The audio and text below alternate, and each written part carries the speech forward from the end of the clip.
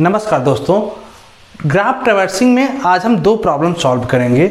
एक ही डायग्राम होगा जिस पे हम दो प्रॉब्लम लेके चलेंगे। इसी डायग्राम पे पहला प्रॉब्लम सॉल्व करेंगे, find the minimum path from A to J. Means इस ग्राफ में यहाँ पे डायरेक्टेड ग्राफ है, तो ग्राफ ट्रैवर्सिंग का सेकंड लेक्चर है। प्रीवियस लेक्चर हमने ग्राफ ट्रैवर्सिंग कैसे होता था वो हमने अनडायरेक्टेड ग्राफ के लिए बताया था कि स्टैक और क्यू का यूज़ करके कैसे हम करते हैं। ठीक है, तो आप प्रीवियस लेक्चर में डिटेल जाके देख सकते हैं। आज हम क्वेश्चन सॉल्व करेंगे। एक पहला क्वेश्चन है, find the minimum path from A to J. इस ग्राफ में देखें तो डायरेक्टेड ग्राफ है, नंबर्स ऑफ नोड हैं और ए से जे तक का क्या निकालना है आपका, फाइंडिंग द मिनिमम पाथ। अगर ऐसा कहीं प्रॉब्लम आता है एग्जाम में कभी आपको ग्राफ में, तो वहाँ पे सिंपली आप समझ लीजिए कि यहाँ पे बात किसका कर रहा है, BFS का, ब्रेड्थ फर्स्ट सर्च का, जिसमें यूज होगा कंसेप्ट किसका, क्यू का। ठीक है, इतना दिमाग में आप रख के चलिएगा जिससे आप तुरंत समझ जाएंगे, अदरवाइज कंफ्यूज जाएंगे कि मुझे यहाँ पे DFS करना है या BFS करना है। ठीक है, तो अगर फाइंड द मिनिमम पाथ, किसी भी नोड से किसी नोड तक का पाथ पूछता है, मिनिमम लेंथ का पाथ, तो आप निकालेंगे क्या वहाँ पे, BFS, जिसको ब्रेड्थ फर्स्ट सर्च कहेंगे, यूज करेंगे क्यू कंसेप्ट का। दूसरा क्वेश्चन है जैसे print all the reachable node from जे। किसी भी नोड से पूछ सकता है, यहाँ पूछ रहा जे से सारे ऐसे नोड को फाइंड कीजिए जो जे से हम वहाँ तक रीच कर जाएं। ठीक है, तो अगर इस टाइप का क्वेश्चन पूछता है तो यहाँ पे आप क्या करेंगे, DFS, depth first search using stack. ठीक है, तो वन बाय वन हम दोनों प्रॉब्लम को इसी ग्राफ के लिए सॉल्व करते हैं। ध्यान दीजिए, जब आपको ऐसा कोई प्रॉब्लम आए और डायग्राम थोड़ा कॉम्प्लिकेटेड हो, मीन्स नंबर्स ऑफ नोड और एज ज़्यादा हो, तो ज़्यादा बेटर है आप सबसे पहले एडजेसेंसी लिस्ट बना लेते हैं, जिससे क्या होता है कि प्रॉब्लम सॉल्व करने में काफ़ी इजी हो जाती है। जैसे फॉर एग्जांपल समझिए, हमने ए का अगर एडजेसेंट देखें तो ए का एडजेसेंट कौन है, F, C और B। यहाँ पे B है, तो यही F, C, B हमने क्या लिया इसके एडजेसेंट में। अगर हम किसी और नोड को देखें, सपोज D को देखें, तो D का एडजेसेंट, D से आउटगोइंग एरो किस साइड जा रहा है, केवल C, तो D का केवल C होगा। ठीक है, ऐसे अगर हम E का देखें तो E का देखिए C है, D है और J है, तो D, C, J किसी ऑर्डर में लिख सकते हैं, यहाँ हमने लिख दिया। ऐसे ही हमने हर नोड का क्या किया, एडजेसेंट पहले निकाल लिया। इससे क्या होगा, जब हम प्रॉब्लम सॉल्व करेंगे तो बार बार मुझे ग्राफ देखने की जरूरत नहीं पड़ेगी। चलिए हम प्रॉब्लम सॉल्व करते हैं। Find the minimum path from A to J, means A से स्टार्ट करना है, जे तक जाना है। कैसे करेंगे, स्टेप बाय स्टेप समझिएगा। यहाँ पे लगेगा क्या, ब्रेड्थ फर्स्ट सर्च रूल लगेगा। कंसेप्ट कौन सा होगा, क्यू का, क्यू की हेल्प से। तो हमने एक क्यू बना लिया। क्यू की साइज कितनी होगी, जितने नंबर आप नोड होंगे आपके, वो क्यू की साइज हो जाएगी। ठीक है, उतने साइज का आप क्यू बना लेंगे। इसके बाद स्टार्ट कहाँ से करना है, जैसे आपको पता है स्टार्ट करना है ए से, तो हमने ए यहाँ पे पुट किया। इसके बाद हम दो लिस्ट भी मेंटेन करते हुए चलेंगे। एक तो विजिटेड का, विजिटेड नोड जो विजिट हो गया उसका, और एक पेरेंट भी लेके चलेंगे। पेरेंट किस लिए ले चलेंगे, आगे पता चलेगा जब हम पाथ निकालेंगे। वो पाथ निकालने के लिए हम पेरेंट लेके चल रहे हैं, ताकि पता चले कि कौन से नोड का कौन पेरेंट है। ठीक है, हमने क्या किया, यहाँ से इस ए को रिमूव किया और विजिटेड नोड में ए आ गया। ए का पेरेंट क्या है, 5, मीन्स ए का कोई पेरेंट नहीं है, ए तो रूट है। इसके बाद हम जितने एडजेसेंट देखिए कि ए का एडजेसेंट कौन कौन सा है, F, C, B, तो F, C, B हम यहाँ पे पुट करेंगे, F, C, B। जैसे क्यू का कंसेप्ट होता है उसी तरह लेते हैं, क्योंकि क्यू में देखिए दो चीज होता है, फ्रंट और रियर। तो हम जो भी रिमूव करते हैं फ्रंट साइड से और इंसर्ट करते हैं रियर साइड से, तो हम फ्रंट से रिमूव करेंगे और जो भी इंसर्ट करना होगा ये रियर साइड, इस साइड इंसर्ट करते हुए चलेंगे। तो आप इतना तो होपफुली समझ रहे होंगे।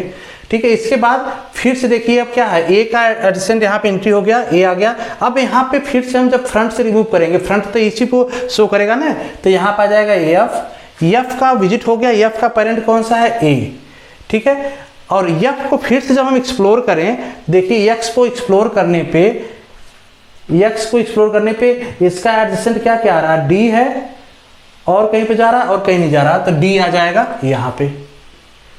ठीक है, इसके बाद देखिए, इसके बाद C, जब C को हम करेंगे तो C यहाँ पे क्या होगा, विजिट होगा, और C का पेरेंट कौन होगा, C का भी पेरेंट आपका A ही है, तो ए रहेगा और सी को एक्सप्लोर करने पे कोई न्यू नोड मिला, सी का देखिए, सी का क्या यहाँ से मिल जाएगा आपको एफ ऑलरेडी कहाँ है आपका विजिटेड है, तो कोई मतलब नहीं, फिर से इसको कुछ ऐड नहीं होगा। बी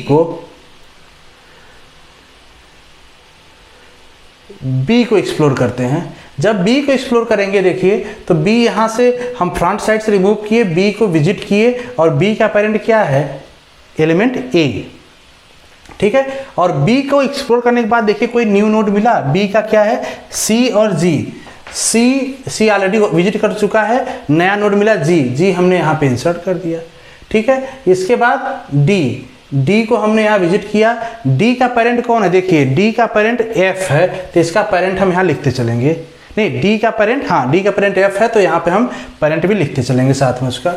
इसके बाद जब ने डी को डिलीट किया, उसको एक्सप्लोर किया, तो कोई न्यू नोड मिला, डी का क्या है, सी, डी का देखिए एडजेसेंसी लिस्ट यहाँ से सी है, सी ऑलरेडी हमने विजिट कर चुका है, तो कोई नहीं मिला, फिर से जी को रिमूव करेंगे, यहाँ पे जी को विजिट किया, जी का पेरेंट क्या है, देखिए जी का पेरेंट है बी, जी का पेरेंट क्या है, बी, डायरेक्शन समझ में आ रहा हो ना, जी का पेरेंट कौन है, बी। इसके बाद जी के बाद यहाँ पे देखिए, जब जी यहाँ से रिमूव हुआ, तो जी का एक्सप्लोर करने पे जी का एडजेसेंसी लिस्ट में क्या है, जी, सी और ई, सी तो हमने ऑलरेडी विजिट कर लिया, ई आपको नया मिला, ठीक है। अब यहाँ पे फिर से रिमूव करेंगे, तो यही सिंगल एलिमेंट है, तो ई रिमूव होगा, ई को विजिट किया, ई का पेरेंट क्या है, देखिए ई का पेरेंट है जी, ई का पेरेंट है आपका जी, ठीक है। इसके बाद फिर से जब ई को एक्सप्लोर करेंगे यहाँ पे, तो ई का एडजेसेंसी देखिए क्या है, ई का डी सी जे, डी सी विजिट हो चुका है, जे न्यू आया, तो हमने जे यहाँ पे ले लिया, ठीक है। अब यहाँ पे सिंगल है अभी, तो हमने जे को डिलीट किया, जे को यहाँ विजिट किया, जे, अब जे का पेरेंट कौन है, देखिए जे का पेरेंट है आपका ए।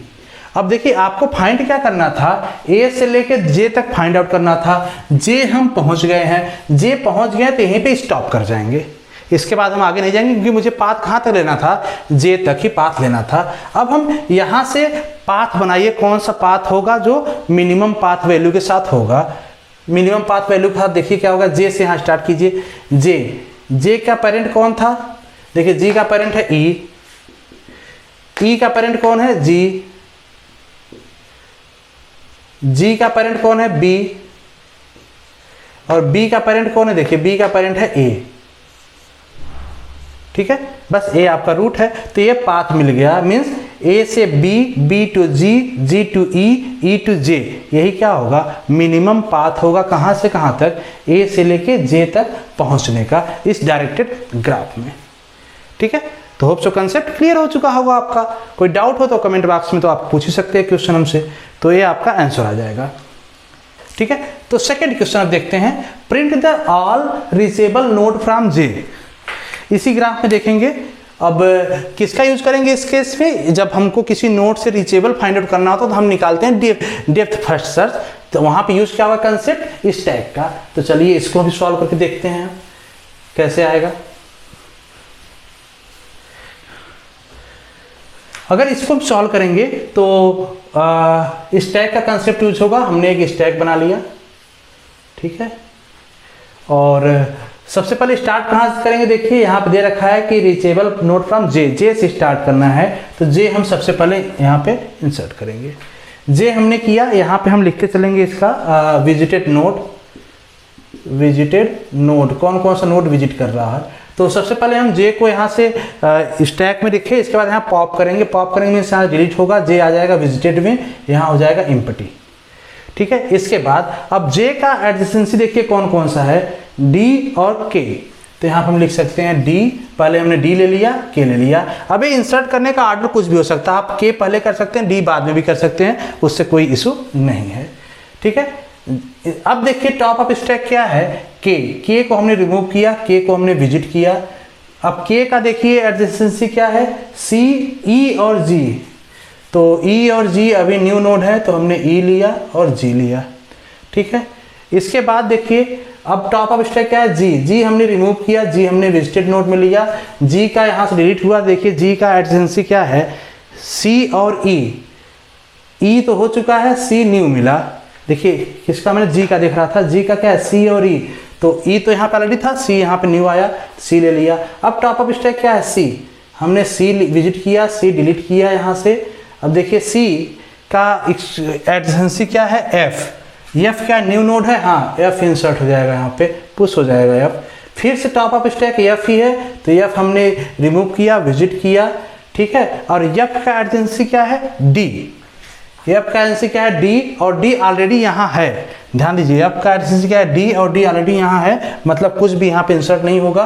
अब हम टॉप ऑफ स्टैक क्या है, ई, ई को यहाँ से रिमूव करेंगे, ई को विजिट किए, और ई का देखिए एडजेंसी क्या है, डी सी जे, डी हो चुका है यहाँ पे है, सी हो चुका है, जे, जे भी हो चुका है, तो ये भी आपका रिमूव हो चुका, कोई न्यू नोड नहीं आया। इसके बाद टॉप ऑफ स्टैक क्या पड़ा, डी, तो यहाँ पे हमने डी डिलीट किया, डी विजिट किया। डी से देखिए कौन कौन सा है, सी, सी ऑलरेडी हम विजिट कर चुके हैं, तो ये आपका स्टैक एम्प्टी हो गया। अब कोई विजिटेड लिस्ट में नहीं आएगा, मीन्स कि अगर हम जे से स्टार्ट करते हैं तो केवल इतने ही नोड को विजिट कर पाएंगे, इसके अलावा हम किसी नोड को विजिट नहीं कर पाएंगे। तो यहाँ से आप देख सकते हैं कि इस ग्राफ में अगर हम जे से देखें तो जे से केवल इतने नोड पे विजिट कर सकते हैं। कौन सा नोड मिस हो रहा है, कोई ऐसा नोड है जो मिस हो रहा है जहाँ पे हम जे से नहीं पहुँच सकते। एक तो आपका ए, इस ए नोड पे हम नहीं पहुंच पा रहे हैं, और बी नोड पे, ये दोनों नोड पे हम विजिट नहीं कर पाएंगे अगर जे से ट्रेवर्स करते हैं स्टार्ट। देन अगर किसी और नोड से ट्रेवर्स करते हैं तो हो सकता है विजिट कर जाएं, लेकिन जब हम जे से स्टार्ट करेंगे डीएफएस के थ्रू, जब रीचेबल फाइंड आउट करना होता है तो उस टाइम इस ग्राफ में ए और बी नोड विजिट नहीं हो पाएंगे। तो इस तरह के प्रॉब्लम भी एग्जाम में कभी आ सकता है, तो उसको आप सॉल्व कर सकते हैं इजिली। तो होप सो कंसेप्ट क्लियर हो चुका होगा, कोई डाउट हो तो आप पूछ लीजिएगा। मिलते हैं नेक्स्ट लेक्चर में, थैंक यू सो मच।